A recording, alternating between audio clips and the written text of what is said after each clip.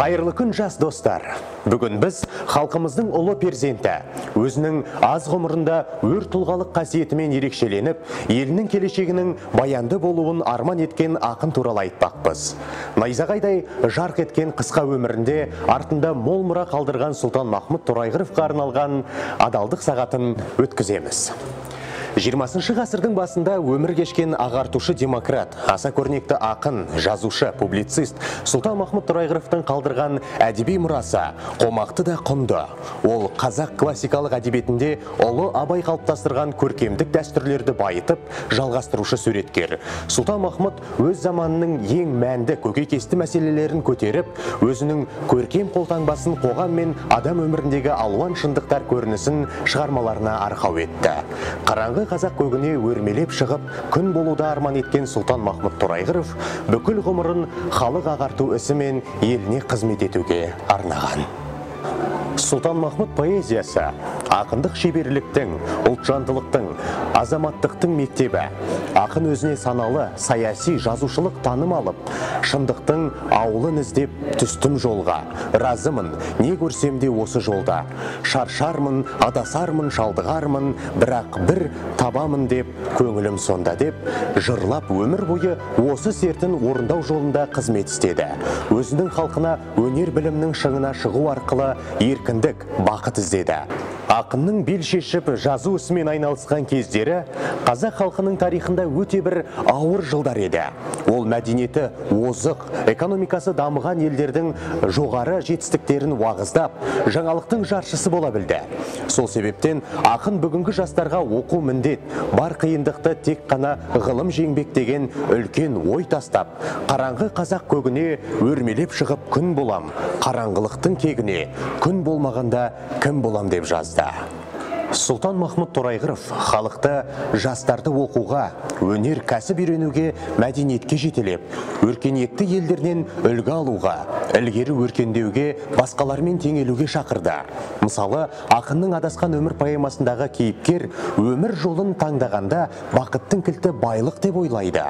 Шынында да байлық бар жерде даңқ, абырой және құрмет бар. Ләззат пен қуанышқа толы еркін өмір болады.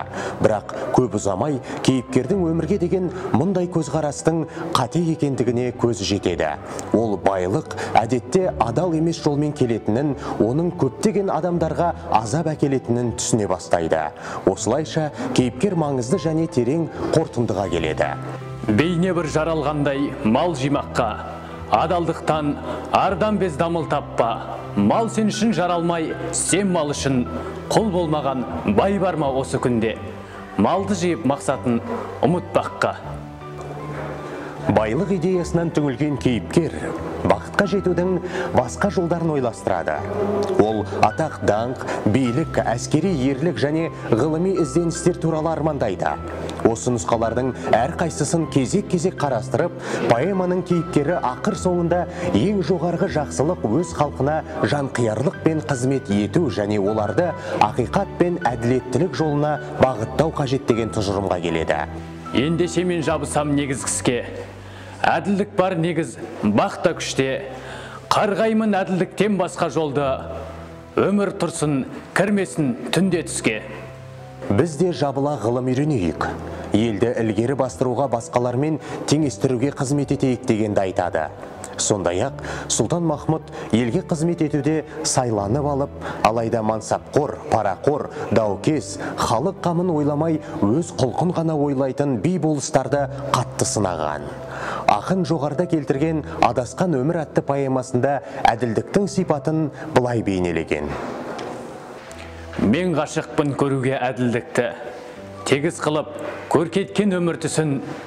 Бұл өмірде бірді бір алдау болмас, жағынып ардақшаға жалдау болмас. Торайғыровтың пікірінше, әлеуметтік келеңсіздіктердің негізгі себептері неде? Ол қоғам мүддесіне қажетті білім мен байлықты ақылмен пайдалануға кедергі келтіретін зұлымдықтың қайнар көзі әділдіктің жоқтығы.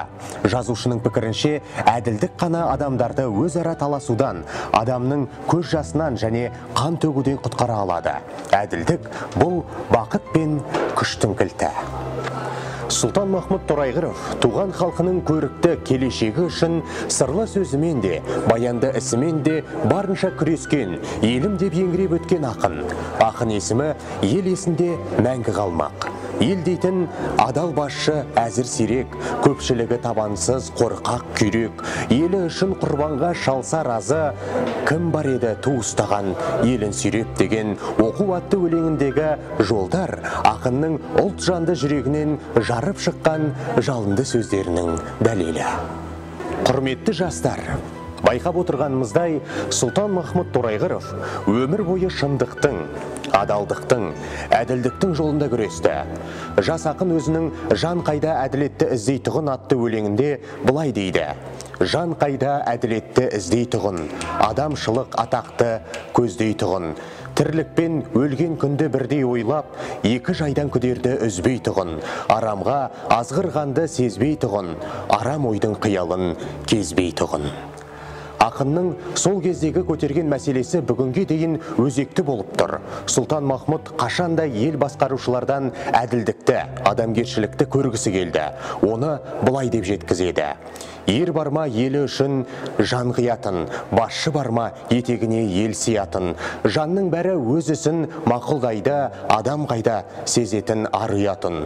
Сондай-ақ ел үшін адал еңбек етсең, халқыңа сүйкімді боласың деген сөздері мәңгі өсиет болып қалмақ. Құрметті жас достар, кезекті адалдық сағаты осымен мәресіне жетті. Әрқашан ортақ отанымызға зор сүйіспеншілікпен қарап, адалдықтың жолында парасатты азамат болып өсуге талпынайық.